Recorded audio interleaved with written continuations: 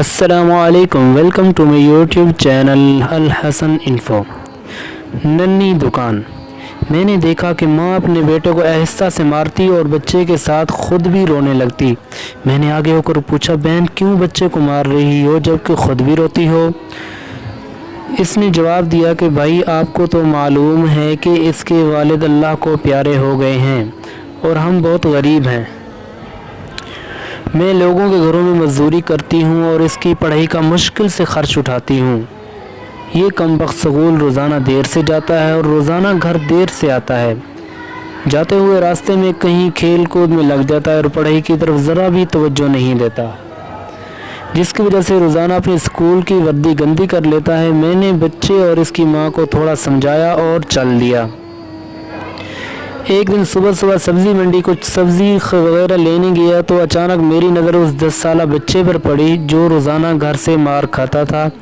کیا دیکھتا ہوں کہ وہ بچہ منڈی میں پھر رہا ہے اور جو دکاندار اپنی دکانوں کے لیے سبزی خرید کر اپنی بوریوں میں ڈالتے تو ان سے کوئی سبزی زمین پر گر جاتی، وہ بچہ اسے فوراً اٹھا کر اپنی جھولی میں ڈال لیتا۔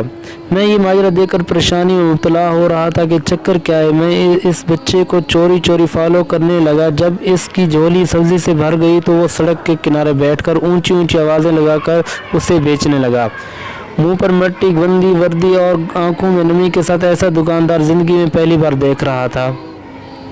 دیکھتے اچانک ایک آدمی اپنی دکان سے اٹھا جس کی دکان کے سامنے اس بچے نے ننھی سی دکان لگائی تھی۔ اس شخص نے آتے ہی ایک زوردار پاؤں مار کر اس ننھی سی دکان کو ایک ہی جھٹکے میں ساری سڑک پر پھیلا دیا اور بازو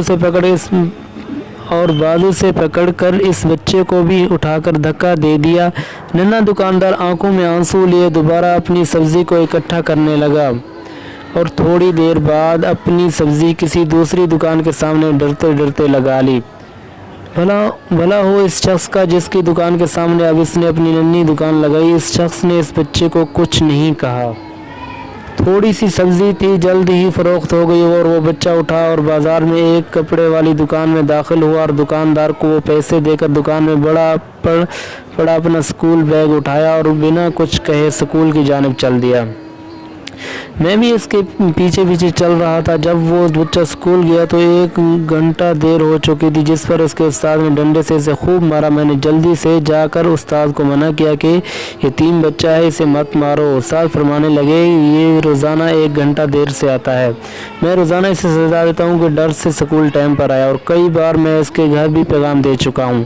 بچہ مار کھانے کے بعد کلاس میں بیٹھ کر پڑھنے لگا۔ میں نے اس کے استاد کا موبائل نمبر لیا اور گھر کی طرف چل دیا۔ گھر جا کر معلوم ہوا کہ جو سبزی لینے گیا تھا وہ تو بھول ہی گیا ہوں۔